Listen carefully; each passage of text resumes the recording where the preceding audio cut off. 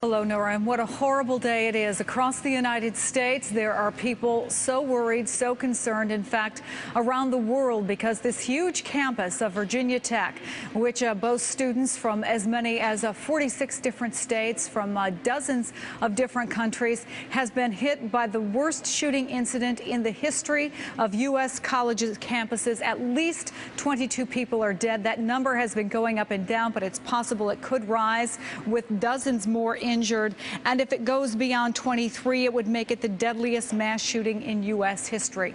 We have comprehensive coverage for you. Let's go to Pete Williams, who is at the Justice Department, who has been working his sources there. And Pete, what's the latest you can tell us? Chris, actually at our NBC News Bureau in Washington, but talking to folks all around town, there's a considerable federal law enforcement presence there, ATF, FBI, and others working the scene. As you mentioned, we're told that the gunman was an Asian American, young Asian American male. It is still not clear whether he was in fact a student or ex-student at Virginia Tech. We've been told by a number of law enforcement officials that he did kill himself after firing all of the shots this morning with two guns, we're told. Two handguns is the word here. At least one of them, a 9mm pistol. That's the kind that where you put the clip in the handle of the pistol. You can change rounds very quickly. Those clips can hold 10 or 15 rounds. And we're also told that this gunman had a number of ammunition clips with him in some kind of vest that he was wearing. So obviously he had thought this through in advance and was well armed with two guns, possibly two 9mm or one 9mm, and that refers to the caliber of the ammunition, and another kind of handgun, and then lots of ammunition clips, which is how he was able to fire so many shots.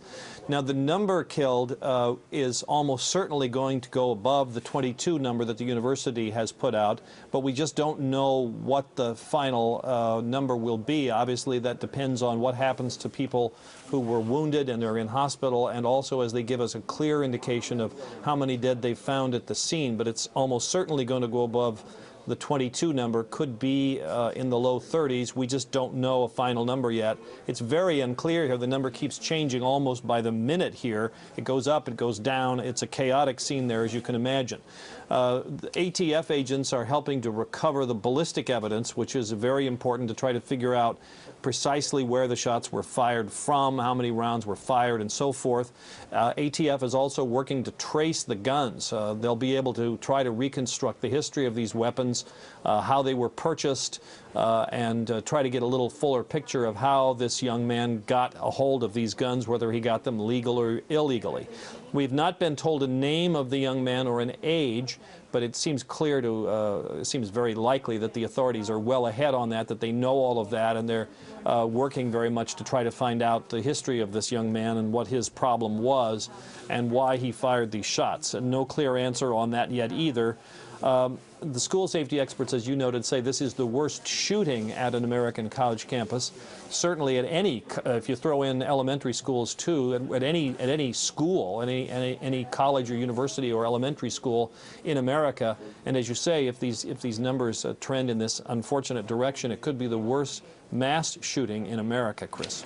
All right, I want you to hold on, Pete. I just want to update people on the situation in that immediate area, because the superintendent of schools in Montgomery County, Virginia, says that now that the situation is clearly contained, they have lifted the lockdown on local schools. Also, as we've been telling you, the university president there at Virginia Tech has told students if they feel they need to leave campus, they certainly can. And we've heard of long lines of cars of students who have indeed been doing that. Pete, let me go back to you and talk a little bit about the investigation. You mentioned the ATF is on scene. Who else will be involved and is involved in this investigation? Well, this is primarily a local investigation. Murder is not a federal crime, typically. It is a local crime, so the campus police, the local police there will be investigating, and they'll be in charge of this. But the federal authorities have been asked to help, ATF to work the gun angle, FBI to work other investigative leads, so they'll be helping out as well. But I think the point you just made about the Montgomery County schools, people may wonder why the lockdown, and I think the answer to that question is it was not clear for the first several hours of this situation whether there was one or more than one gunman. I think the answer is quite clearly now just one, based on everything we've heard. But because the shooting happened at two separate places at the campus, one in a dorm in the morning around 7:15 or so, and the other in a classroom building some 2 hours later, they were after the young man was shot, after he apparently killed himself, they still weren't sure whether there was someone else at large. They're very convinced now the answer to that is no, and that's why you're seeing these changes that you were just talking about. All right, I know you're going to keep us posted as you work your sources, Pete. Thank you very much. And we have been talking to people who are on campus throughout the day. One of them is Derek Odell, a student who was shot in the arm. This is the interview with him just a little while ago. I was shot in my upper arm and then went through my arm in an exit. And where were you when you were shot? What happened just the moments before it happened? I was in my class on the second floor of Norris Hall, which is an academic building on this campus. So you're in Norris Hall, you're in the engineering building, and did you see the shooter face to face? Yes, he came into our room and started shooting. He probably let off 12 to a floor. I was one of maybe 2 people who got shot only in our room. I'm sorry, could you repeat that? He let off a full round in our room, and I was probably one of 10 or 15 people just in our classroom who got shot. Oh my gosh. In terms of, could you see what he looked like? Did he look to be student's age? Was he white? Was he black? Was he young? Yeah. Was he old? He was about in his 20s, I'd say. He was Asian. He had on a maroon hat and a black leather jacket. So an Asian man in his 20s, a maroon hat and a black coat? Yes, ma'am. Did he say anything to you? No, he just started shooting. And did he stay in the classroom and shoot and look at you guys, or did he just move on right away? He just left shots and then left. And you said that you were one of several people in your room who were shot. Who else, unfortunately, was shot? A lot of my classmates and possibly my professor, too. And were the classmates and the professor, was it the kind of thing, you know, you're shot and you're sitting here talking to me? Were they shot and able to speak and able to leave the room, or was somebody more critical? Some were a lot more critical. The people who were less critical, like myself, and then 2 other mates were able to hold the door shut because he tried to get back into our room. So you guys actually barricaded the door to keep this man from coming back in the room? Yes, ma'am. And he tried shooting through the door at us. And didn't say anything. Did his clothing say anything? Was there any sense that he had a mission? Did he seem to recognize anybody in the room? No, it was just random shooting. So once this happened and you realized that you'd been shot, are you shot in your upper arm or your forearm, Derek? It went through my bicep and down to my tricep. So you realized you were hurt. What did you guys do next? The police came into our hall and then cleared the hall. And we all ran out of the room and then out to ambulances that were waiting. And Derek, what year are you in school? I'm a sophomore biology major. So you were around for that shooting in August, huh? Yeah, the escaped convict. So what did you think when you saw this happening again? What went through your mind? At first I thought it was a joke. Like, you don't really think of a gunman coming onto campus and shooting everybody. But then it became very surreal very quickly. I can imagine. All right, Derek Odell, thank you so much, and please take care. Thank you, Al. And that was a student a short time ago with Allison Stewart. I want to bring in Alan Lipman, who is a clinical psychologist and unfortunately has been with us on many occasions like this when we have seen such tragedy. And I want to ask you a common sense question, Alan, in a situation that defies common sense. What is it that causes someone to go on a shooting rampage like this? And if it's true, what we just heard from Derek Odell, to kill so many innocent people he apparently didn't even know? Well, look, you know, Pearl, Paducah, Springfield, Jonesboro, Columbine, nickel mines, and now Blacksburg is going to be added to this horrid, sad, and tragic list. And even though we do need to be careful, the doctor part of me says, look, we need to watch out and not make generalizations. The lawyer part of me says, look, there are certain things that need to be recognized here.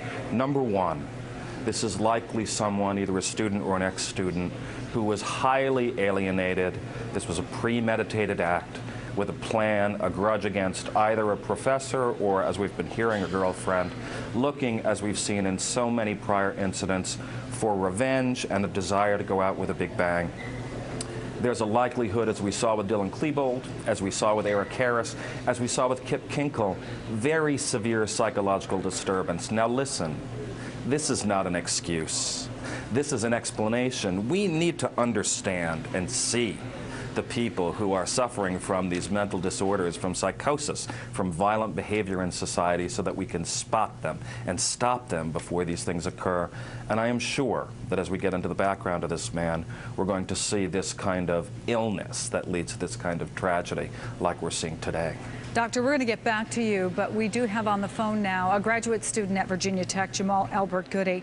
Thank you very much for taking the time to talk with us. And Jamal, what can you tell us about your own personal situation? Where were you when all this was happening? Well, I was on campus. I had an appointment with my professor, Dr. Songer. He's in Patton Hall. I was trying to go talk to him when I heard a guy in Patton Hall shouting, asking all the people walking outside to leave the ground or get off the ground. That was what he was shouting. So I just didn't understand what he was talking about. I thought it's just another bomb threat. Then I went, anyway, because he insisted, I went back. I saw some police officers pulling their guns. Then I knew it was way more serious than that. It wasn't another bomb threat, because usually they wouldn't pull their guns and point it on people in a bomb threat. Jamal, when did you realize what actually was going on, and how did you find that out? Well, it was until I came back home and went to my emails, when I read emails coming from Virginia Tech telling us to stay in our houses and that all classes were canceled, when I knew that it's not a bomb threat. I realized that there was something going on campus. I didn't know about the shooting that happened on AJ's before that. Of course, I took some video from by my cell phone, and in that video you would hear many gunshots. I don't know who did it, whether they were the cops or not. But you actually heard shooting, and you were able to record it on your cell phone. Yeah, I did. Well, you must have been terrified. Well, a little bit. I'm from the Middle East, so I'm not used to this thing, but I have been in such situations. What a tragic irony that you're here and that you're seeing this going on. What's the situation like where you are now? Have you talked to other students? What are people doing? What are people saying now, Jamal? Everybody is sad because of the high tragedy of this tragedy. Many people were dead, were killed, and we're really sad about that. We don't know the names of those who got killed or wounded. And Blacksburg is a small town, relatively, so we know we'll be hearing about people and people that we met, people that we studied with, people that we know, or we know someone who knows them at least, who were either killed or injured in this incident. Everybody here is sad, and you can see that all over. I want to let people know, Jamal, if you could stay with us, that we are looking at the latest video that we are getting in. Much of this is unedited, but these are various scenes that we are seeing from campus earlier today. Have you had a chance, Jamal, to look at the video that you actually took? What's on it? Police officers trying to get into Norris Hall. I heard many gunshots, many gunshots. I don't know who made the shots, whether it was the cops or the shooters.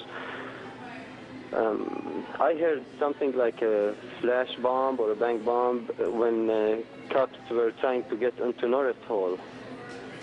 This is what I heard. I heard a guy in Norris Hall on the second floor. He was trying to talk to the cops.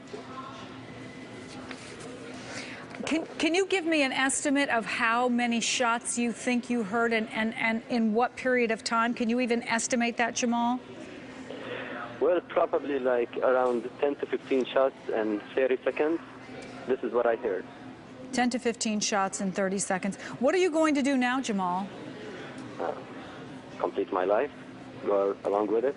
But you're going to stay there, you're not going anywhere else, and you're just going to wait and see when classes might resume? Yeah. Right now I'm doing my thesis, so personally it's not about classes for me. I don't take any more classes. We are really looking forward to the end of this, when Blacksburg becomes the really nice town it is once again. Jamal Elbert Goody, thank you so much for talking with us, a graduate student at Virginia Tech who heard what was going on inside Norris Hall earlier today on the campus of Virginia Tech, where at least 22 people are dead, a truly horrifying scene, the deadliest shooting in school history in the United States, and many more injured. That death toll, we know, could rise. Let me go to David Katz, who is a firearms expert. And David, have you been listening to what Jamal had to say? Yeah, I just, I guess he's a brave man, I guess, but what else can you do? Go on with your life. I mean, these things happen at places all over the world, and unfortunately they will continue to happen, and there are things that can be done, but there's no way to with certainty prevent them from happening. And when you hear the possibility of, in his estimation, 10 to 15 shots in 30 seconds? You can fire 30 rounds in 10 seconds easily with a reload. I mean, and that's a person with marginal training. With a semi-automatic pistol, each time you press the trigger, a round will be discharged. You're moving your finger rapidly, as fast as you can press the trigger, a round will fire. You'll empty your weapon when the magazine is dry, then you'll change the magazine rather. That'll take 2 to 3 seconds, depending on your level of training. Faster if you're a professional. This person clearly wasn't, but you're talking about several seconds time to put a fresh 15 rounds back in the weapon. We're going to come back to you. I want to remind people at 17 after the hour, if they're just tuning in, what they're watching. A tragedy on the campus of Virginia Tech. At least 22 people have died. This is new video that's been coming into us from the campus. And Pete Williams has been following this for us. And I understand, Pete, you have some new information for us? Well, yes, a couple of pieces of information, Chris. First of all, to follow up on the discussion you're having with a firearms expert, we're told that he had 2 handguns. One was a 9mm. And the other we're hearing was a .22 caliber. That's a smaller round, but obviously can be very deadly at close range.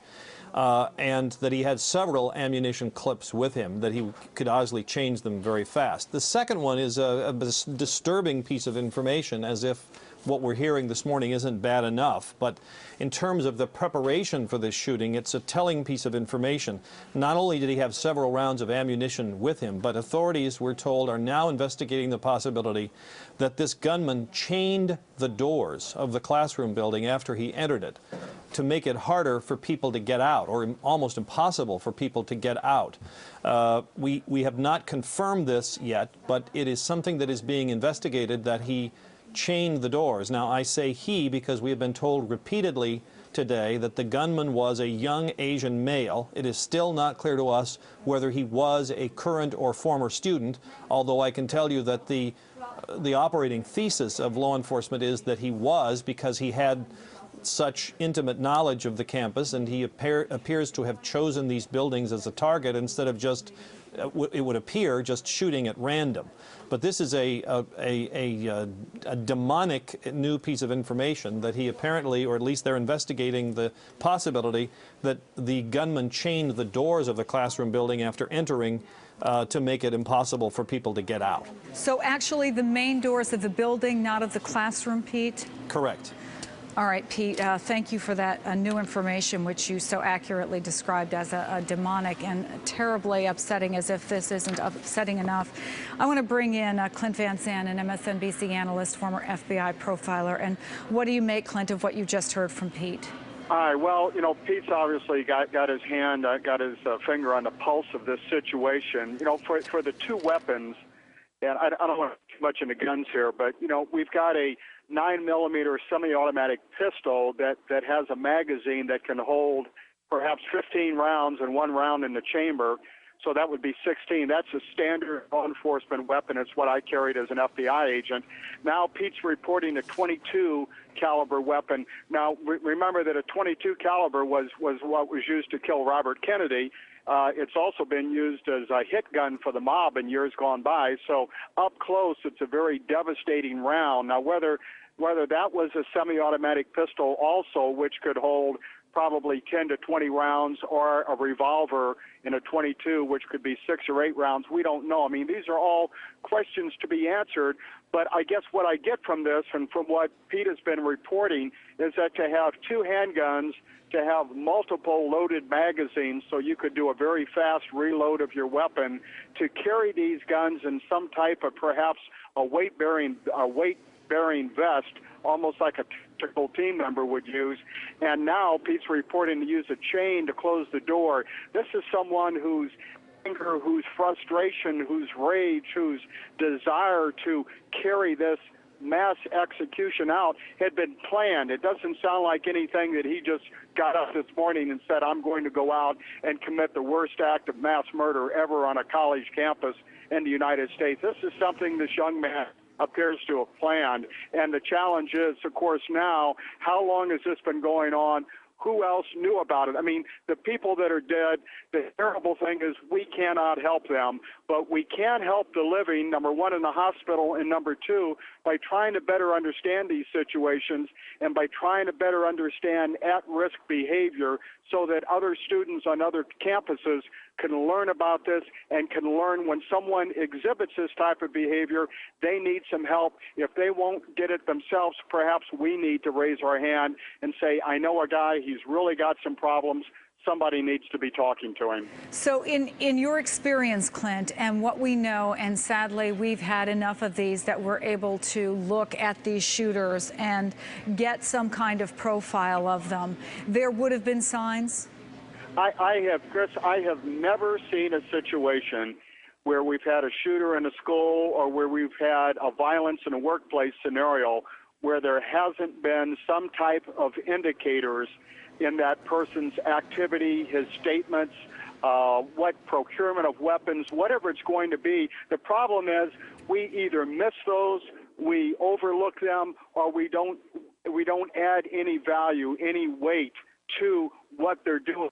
And I think what we need to be able to do is help people understand what at-risk behavior looks like so that more of us are better to say, I know a person who needs help.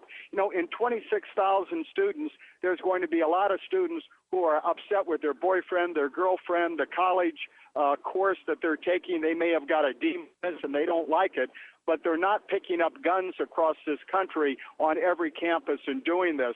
This is someone who made up his mind he was going to act out. If it's acting out against a professor and other students who he saw were succeeding where he wasn't, this is a young man that's had this going on in his mind for a while and chose to act it out in this terrible way on this terrible day. So what separates someone and who is having trouble with a professor or trouble with a girlfriend, someone who might be one of hundreds on a campus this size on any given day who is upset about something or disgruntled with a professor or just broke up with someone? What separates those hundreds of people from someone who would do something like this, Clint? Yeah, great question, Chris. One of the things we have to start doing is looking at the behavior. Has his demeanor changed? Has he started making threatening statements? Has he started suggesting his life doesn't have any value? Has he talked about weapons? Has he acquired weapons? Has he estranged himself, taken himself away from his other friends? There's probably 15 to 20 behavioral indicators that you and I could put together that is not going to guarantee this person's going to do something like this, Chris, but it is going to say this is someone who exhibits at-risk behavior and someone needs to be talking with him. Someone needs to be saying, can we help you? Is there anything we can do? And now you have potentially the cultural aspect or background of this shooter also that may have played into it. That interrupt you there, Clint, because there's something fascinating that one of our researchers handed to me, and she looked at the most recent shootings that occurred on college campuses. And let me read to you these because there are similarities that to me are very eerie.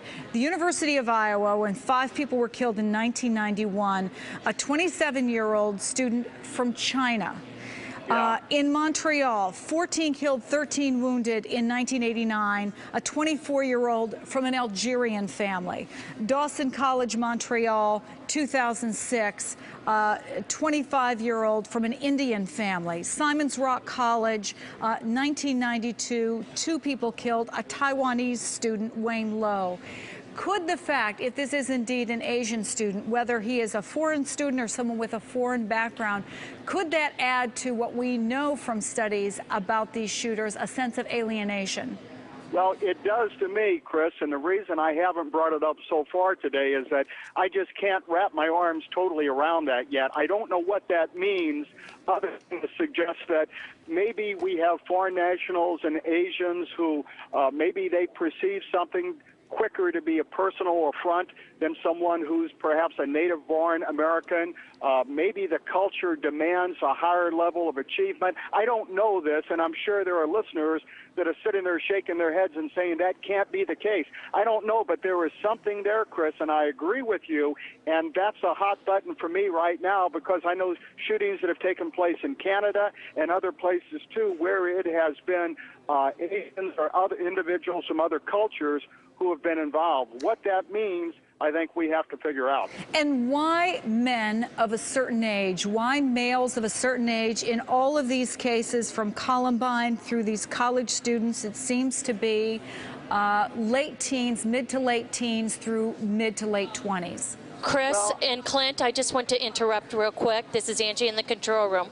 Government officials tell the Associated Press the death toll on the Virginia Tech campus has risen to 31. 31.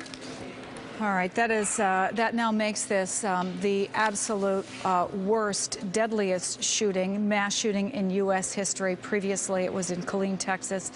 23 people in 1991, 31 people killed by a lone gunman on the campus of Virginia Tech, a horrifying toll, and we know that dozens of others are injured, some of them seriously with gunshot wounds.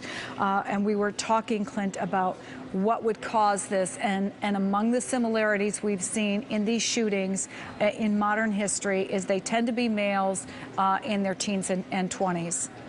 Yeah, and these many times are the ages where, unfortunately, young men will act out not only in anger and frustration, they act out with weapons. You know, there may be something, Chris, when we get to our 30s, we've learned anger management techniques. We've learned what it is to fail in the world on a job academically, and we've gotten past that and we're able to deal with it. If you look at someone in that critical age of 16, 18, 21, 22, their whole life is wrapped up within those 2 or 3 or 4 years that they're in.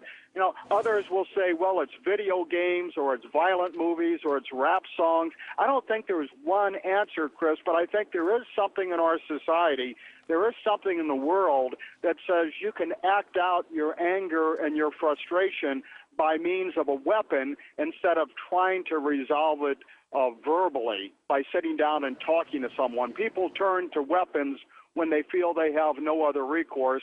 And part of what I think we have to find in our society is other ways that people can adopt as anger management techniques.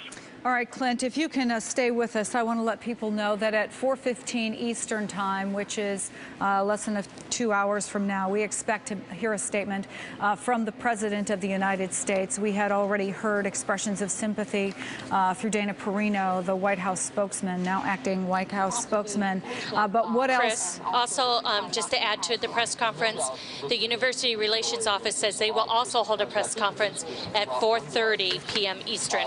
4:30 p.m. Eastern. So 4:15 for the President, 4:30 the university will be giving an update on this. And we are talking with a number of experts about this, including clinical psychologist Dr. Alan Lippman. And I'm sure you've been listening in about what we've been talking about with Clint and about the sense of alienation, the age, the frustration that they're males. Yes. What would you like to add to that, Alan? Well, these are all very good points, that these are alienated people, that there's a great deal of violence during that age, that people from other countries on university campuses, which I've seen everywhere from Yale to GW to Georgetown. The problem here, and I know Clint is aware of this, is that these characteristics are seen across student populations, and yet very few of them wind up picking up 2 guns, many clips, locking the doors, and creating a violent, horrific incident. So there's more to the question than ticking off these behavioral characteristics. Here's what we've seen in the people who have done this, the young adults who have done this. Number 1, there's a disorder that is known as narcissism, narcissistic personality disorder. People who are very vulnerable to violence, slight, and rage. We saw it in Eric Harris. We saw it in Dylan Klebold. We saw it in Kip Kinkle. This is likely to be one contributing factor. There's also the possibility of a psychotic disorder, because in addition to being alienated, you have to be able to actually pack on a gun, several guns, get a clip together, and think of murdering people who are your students and colleagues. And that takes a distortion of mind that is greater than the alienation that we typically see on campuses. So that is another possibility here. There's a third thing that we really need to focus on here, and that is, in addition to the cause of this, right now, in the rooms at Virginia Tech and at universities across the country, people are scared and frightened, and they need to realize these things usually are one-time episodes and then they stop. So they should take some comfort, talk to their friends, and be comforted by them.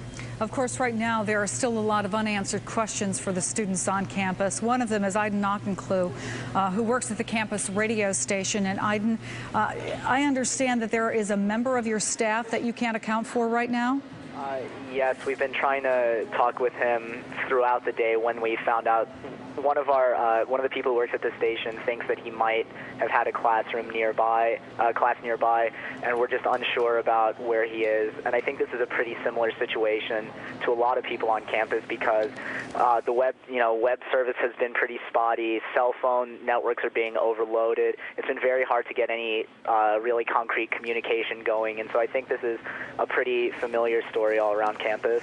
So what are you able to learn? I mean, if anyone is in a position, presumably, to get information, it would be those of you who are involved in campus media. Are you being used officially as a way to get out information, at least what college officials know right now? Yeah. Really, we're working on the same kind of information that most of you are. We're only getting the information that's coming to us from press conferences and from letters from the university spokesman. We've tried talking to the police, but obviously they're still investigating the situation. There's only so much they can tell us, or that they actually know at this time. And so, I mean, they have allowed us to continue our service. I think we're one of the only few areas of campus that's still open, just so that we, student media, can continue to bring information to the public. But we're really operating on the same information you all are. I know it's impossible to generalize when you have a campus this big with 26,000 students, but how would you describe how people are feeling right now, and what seems to be the general opinion? Do most people seem to be staying on campus? Are people deciding whether or not to leave right now? Honestly, it's been very difficult to talk to students, because the police, as they should, they thoroughly locked down the campus during the incident, and so students were all in either the classrooms they were in or back in their dorm rooms. They've since let people go off campus, mostly, I guess, students who live off campus, and I believe many of them chose to do it because while I was out, many students were leaving. I think that's been the big reaction. People are trying to get away from the event. I think a lot of people are probably thankful if they found out that friends who are nearby are okay. I think some of them are in the same situation we are here at the station, where they just don't know about a friend or a family member who might have been there. I don't think the hospitals or the police have released names of the victims yet, and so it's just been it's pretty difficult right now for all of us.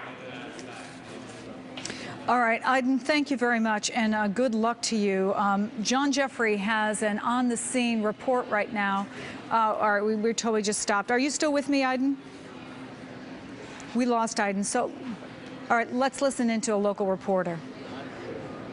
Not a lot. I mean, I see 3 people on the drill field behind me right now, but that's about it. You know, we saw sort of a large number of people, groups of people walking out earlier today when those evacuations first started, but we haven't seen a lot now. If we see someone, it's just a couple, and a lot of those could be photographers and other reporters.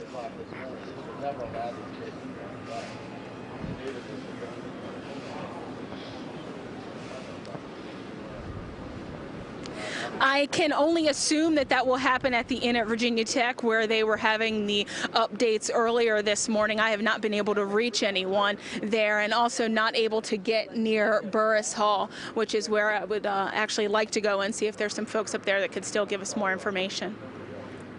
All right, this is Dawn Jeffries with WSLS TV, and she has been on campus since very early in this incident. And you heard her mention the Inn at Virginia Tech, which is sort of a gathering place now for parents. It's also a gathering place for information. But as Iden from the campus radio station told us, this is a very unsettled time there because it was such a chaotic situation. There were shootings at 2 separate locations on the campus of Virginia Tech. They took place within a couple of hours of each other. And frankly, there's just a lot of confusion. A lack of good information. We may get some more at 4:30, less than 2 hours from now. The university is planning another news conference to update the situation. But right now, we know that 31 people have been confirmed to have been killed in this shooting by a single gunman who has, in fact, killed himself. And Angie, you have new information? Well, Chris, actually, we have Trey Perkins on the phone right now with us. He was actually at Norris Hall in the room where the shooting took place. Trey, this is Chris Jansing at MSNBC. Can you tell us what happened? Yes, ma'am. I was in my German class this morning. I remember looking at my phone. It was about 9:40, and we started to hear some loud pops. But none of us really thought that it could have been gunshots because it wasn't really loud like that. And then a guy comes into the room. He shot our teacher, and then we all got on the ground real quick, and he started just shooting around at different people. I'm not sure how long it lasted. It felt like a really long time, but it was probably only about a minute or so. And then he finally left the room, and myself and 2 other students, one of whom is Derek Odell, who had called in earlier, and we went up to the door and put our feet against it to hold it shut in case he started to come back again. And he started to try to open the door again and then started to shoot through the door, probably 4, 5, maybe 6 shots. Fortunately, none of those shots hit anyone, and he finally stopped trying to get in the room and I guess continued on to other rooms because we kept hearing shots. And after that, I just went around and tried to help people that were shot, just with taking off my sweatshirt and just trying to stop any bleeding that I could, and just doing anything that I could to help people. What was the scene like in your room after he was gone? It was, I mean, just so hard to describe. Just people shot, just blood pretty much everywhere. Just completely unreal. It's just so hard to describe. Trey, did he say anything throughout this time? Not a word. He didn't say a single word the whole time. So there was never any indication of why he was doing this? Not at all. He didn't say get down. He didn't say anything. He just came in and started shooting. Did you get a good look at his face? Can you at least describe how he looked? Was he calm? What did he look like? He looked, I guess you could say serious. I mean, he didn't look frightened at all. He didn't look angry. He just looked, just like a straight face. And when this all started, Trey, what went through your mind, and what did you try to do? Oh, I got on the ground, and I was just thinking, there's no way I'm going to survive this.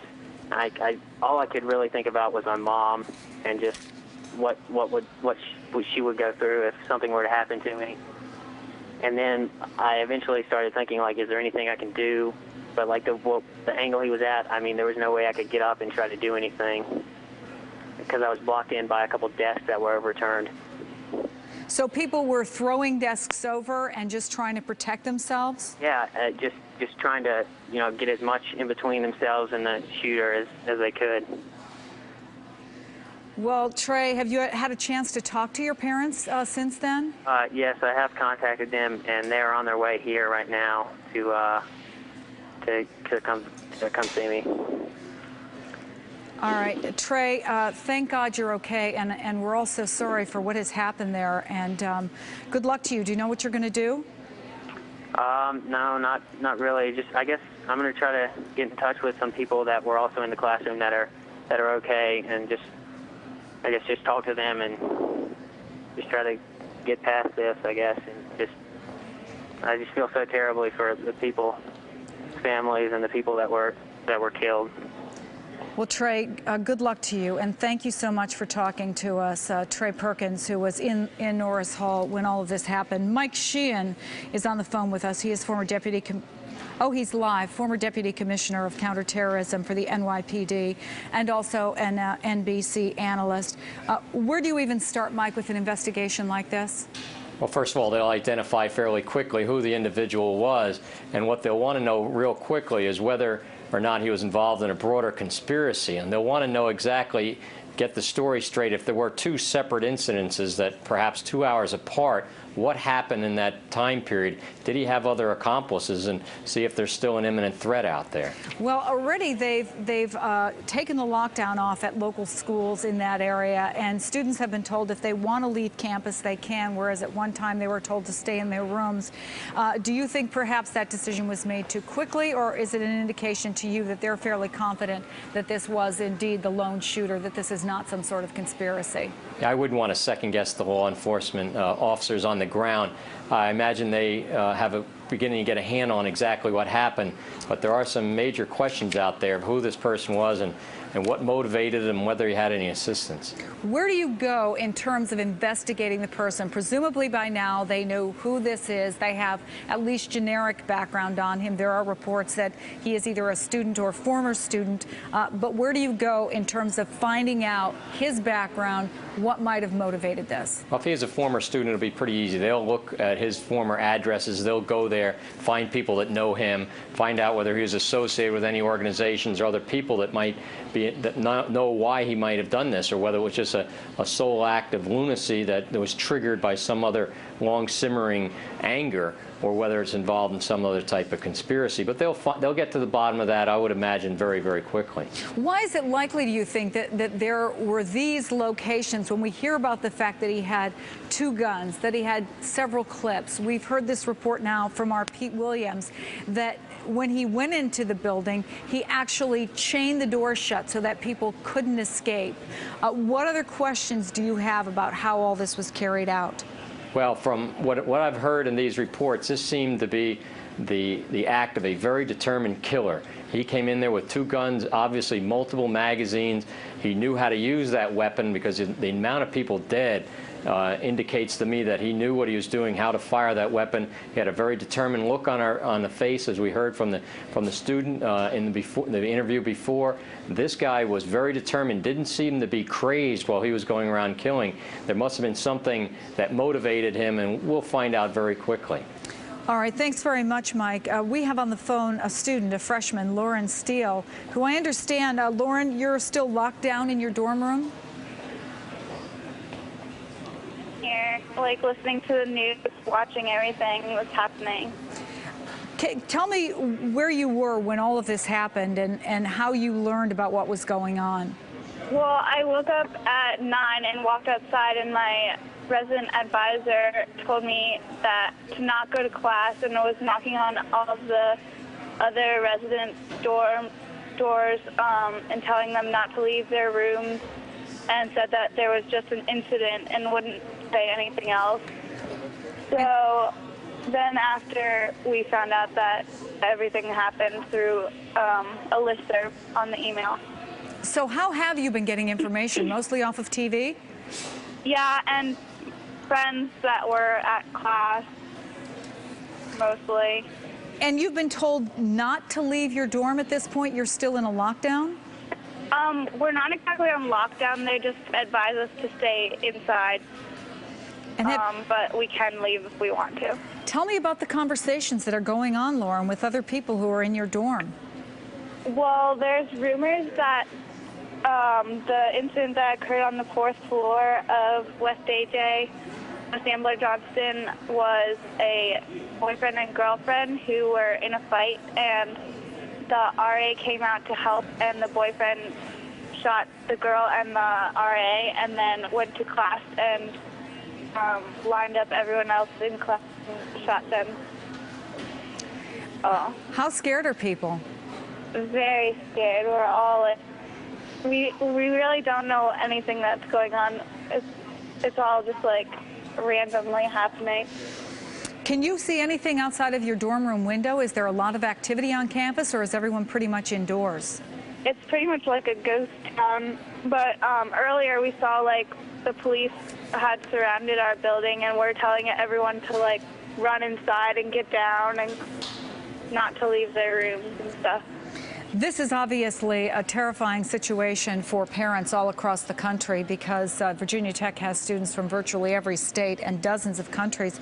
Have you had a chance to talk to your folks yet, Lauren? Yes, I have. What did they say to you? Many of my family has contacted me. Yeah, I'll bet. What did they say to you? They just ask what's going on, and they've all heard about it. Where are you from, Lauren? Have you thought about the possibility of going home, or are you going to stay on campus? I think I'm going to go back to Roanoke to stay with my roommate and a couple of friends. Well, good luck to you, and thank you so much. I hope everything goes okay for you, and we do appreciate it. And if we still have Alan Lippman. Alan, are you still there with us, the clinical psychologist? Alan, are you still there? I'm here. I'm here. Thanks, Alan. I just, when I listen to these young people, and they all sound so calm, cool, and collected, and yet, whether they were coming out of their dorm room or like Trey Perkins, he was actually inside where that shooting occurred. I know, obviously, that there are counselors that are available to them, but what is facing these young people who have been through such a traumatic experience? Well, imagine the shock of being in that classroom as Trey was, or being in your dorm room as Lauren was, and you could hear the shake in her voice as she tried to be strong. This is unexpected and horrific, and there are certain things that these kids need to do and that parents need to do to support them, not only at Virginia Tech and Blacksburg, but at other universities where kids are feeling scared right now. Number one, the kids need to talk to each other. You know, the police are doing the right thing. They are locking down the university. They are making sure that things are safe. But they should not let those physical barriers prevent emotional barriers from blocking them. Talk to each other. Support each other. Know that you're safe. Let me interrupt you for just a second, because I want to let people know that what they're seeing on their screen, on the right side of their screen now, is the House of Representatives. House Speaker Nancy Pelosi has called for a moment of silence. Thank you, Mr. Speaker. Gentlewoman from California. Members of the House have observed a moment of silence. We have also been getting statements from a variety of people. The president of the university, not surprisingly, President Bush, and he is going to make a more complete statement. He will be coming before cameras at 4:15. And I know it sounds maybe just a little bit trite, but I remember when I spent several weeks on the Columbine campus afterwards, that the members of that community, the families that were affected, said that they actually did feel the support, the love, the prayers of people who they never met, people who just were out there in America, that they sensed that there was someone there, many people out there who cared about them. Is that sort of wishful thinking, or how important is it if people feel they need to reach out, to try to reach out to people on the campus there? It's not wishful thinking. I saw the same thing when I talked to the people in Nichols Mines. Remember the Amish shootings that happened fairly recently? The whole town reached out. But you know what's so important, Chris, is that in the time right after the event, right after the shooting, it's a critical period to prevent post-traumatic stress disorder, people having anxiety for the rest of their lives. Now is the time for friends to call these kids, for family members to give them a call and say, we're here, we back you up, to remember, and I've been through every one of these, that these things typically do not repeat. Mike Sheehan is great, and I think his knowledge is excellent, but it is unlikely, though possible, that there is going to be a second incident on this campus. But it is a second incident. I mean, it wasn't a student, but they had a shooting there in August, and you can just imagine for the students who are now going through this for a second time, how fragile their sense of security is. Ellen, we're going to come back to you, but I want to talk to Elena Haffett. She is a junior at Virginia Tech. She was locked inside her classroom. We spoke to her, I don't know, maybe 3 or 4 hours ago. Elena, how are you doing? I'm doing better now. I'm back at home. They let us leave campus a couple hours ago.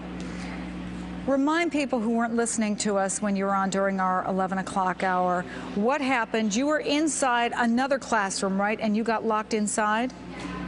Well, we were in class, and a couple students had their laptops, and they got emails that there had been shootings, and we had heard sirens going off for a few minutes, and we were actually going to leave because we didn't know how serious it was, and then students started coming into the building we were in, and people were saying not to leave and to stay away from the windows, so we all just stayed in that building, and we didn't leave for 2 hours. Were you there on campus, Elena, back in August of last year, opening day of classes, when an escaped jail inmate, it is believed, killed that hospital guard just off campus and then fled to the Virginia Tech area? No, I wasn't on campus. Actually, I was about to go to class, and then I heard about that and decided to stay home that day. So when what happened today happened, could you even believe what was going on? No, I mean, there was no way of knowing how severe it was when we were on campus, and just hearing news and what people were calling friends and saying, it just got scarier and scarier, and it really was unbelievable. But then seeing all the cop cars and the ambulances, you realize that something really bad was happening out there. And how do students seem to be handling things as you've been talking to them from the time all this happened and you were able to get outside the classroom, Elena? I think it's just really hard for people to even imagine that this is actually happening. I think a lot of people are still in shock. This isn't something that you would think would happen in Blacksburg. All right, well, Elena, take good care of yourself, and thank you very much. We do appreciate it. And we want to go now to the coverage of our local affiliate, WSLS-TV. This is how they're covering this developing story. 31 people have been killed. This is a student talking right now. Able to realize at that point that police were pursuing a gunman? Yes, we were. Pretty much everyone in the office was calling their friends and family, letting them know that they were in the building and that what was going on, and that they were very scared, and people were crying and upset. And I can't imagine calling a loved one and saying, I'm in the middle of this situation where there's gunshots being fired in the building, because at this point you guys weren't sure if you were going to, if the gunman was going to come upstairs. I'm guessing at this point you weren't really sure if you were safe yet. No, we weren't. We thought he might come up. We actually didn't know if we should even open the door when the police came up, because we weren't sure. It could have been the gunman. It was very frightening. It sounds to me like, too, Brian, that the police were unsure whether there was possibly a gunman in your classroom. So they were asking you to put your hands up in the air and so forth, I guess, as a precaution, right? Yes. They told us to put our hands up, and I'm guessing they thought he might have been in the room with us. But so I don't know if they had been chasing him up the building, but I guess we just got lucky. So. Did you know anyone in the class below you? No, I didn't. I'm a business major, and so we don't I don't really know any of the engineering majors. Is this an engineering building? We've been reporting that it's an engineering building, essentially, or is it kind of a mix of different things? It's actually a mix. A lot of the business classes are actually in that building. It's not all engineering students. They kind of put classes if they don't have room for them, or I've heard teachers say that they don't want to teach in that building, in the Pantslin building, which is the business building, so they get the classes in the different building. So it's really whoever wants to be there. But that building is mainly for engineering. I see.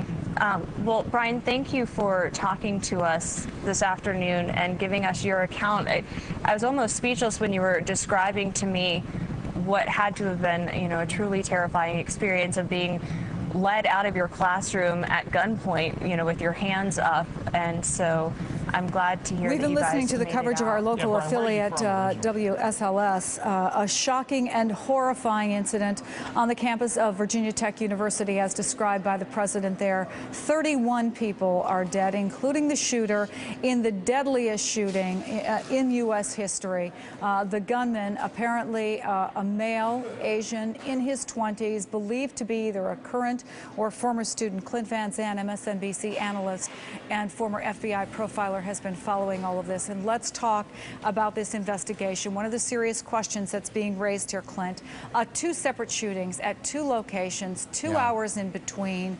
What happened in between that this shooter was able to get across a 2,600-acre campus?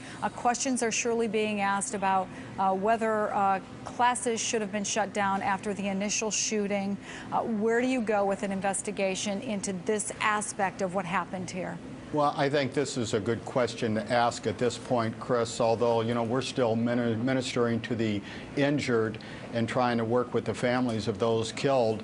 But I think the campus has to take a look at this. Part of the challenge was the shooter, it appears, traveled just 2 buildings away. He did the shooting in the dormitory, we're told, and then went 2 or 3 buildings away to where this engineering building was, where he went in and engaged this classroom and started shooting the professor in the classroom as well as the students. But I think the question I've been asking myself all day today is, how could a 2-hour time go by without that school being shut down? I mean, did they think they had, we heard reports earlier that someone was in custody, that the shooter was in custody. They saw somebody taken away in handcuffs. Well, that apparently was the wrong person. Did law enforcement believe they had the one shooter and life went on at that point? This is the tough question that the school and the campus security forces are going to have to answer as they go back and do this psychological autopsy on what went wrong and why. And they're also obviously doing a psychological profile of a student. We don't know for sure that he's a student or who he is, although it's likely, as you have said, that they know at this point. We heard from Trey Perkins. I don't know if you were on your way to your location or if you were able to hear it, Clint, but he was a student inside Norris Hall, and he was there in that classroom where a horrible shooting occurred. He talked about how horrifying it was, and I asked him about the demeanor of the shooter, and he apparently was calm. He said he looked serious, but he didn't look angry and didn't say a thing throughout this incident. And it was impossible for him to estimate how long it took, but it seemed like a very long time, as you can imagine, for somebody who's crouched behind a desk and a gun or guns are being fired. Does that surprise you that this shooter seemed to be fairly calm, serious, but not angry? I think what we're going to find, Chris, is this shooter, this young man, was very focused in what he was going to do. He had put together his killing package. He had 2 different weapons, as has been reported on MSNBC. It looks like 2 weapons, a 9mm semi-automatic pistol that could carry 16 to 20 rounds, as well as a .22 pistol or revolver that could carry anywhere probably from 6, 8, 10, 15 rounds, as well as multiple magazines. So he could have have done a very fast reload. What this suggests, though, Chris, is that someone who had planned this was very methodical. He had made up his mind. You know, as my background as an FBI hostage negotiator, we've had to deal with suicidal individuals before, and we know that, for example, 2 to 4% of the population who decide to commit suicide, you're not going to talk them out. I don't care how good a negotiator I am or I'm not going to talk that person out because he or she has made up their mind, they know what they're going to do, and they carry it out. It looks like that's what we're dealing with right now. Someone, whatever his belief, whether it was, as your previous guest suggested, some narcissistic injury that he underwent that was so severe that he felt he could do nothing but strike out against the people responsible for that injury to his personality, to his very being, and this is the way he acted out. But the planning that was there, to me, indicates that he didn't wake up this morning and say, I think I'll go out and commit the worst act of mass murder ever in American history on a college campus. This is someone who thought about it, made up his mind he was going to do it, assembled the implements to do it. And Chris, there should have been behavioral indicators that those who were close to him or around him may have been able to pick up on. But the question is, how do we know someone who's simply angry and depressed, and how do we know someone is going to pick up a gun and go out and try to resolve the injury that he suffered by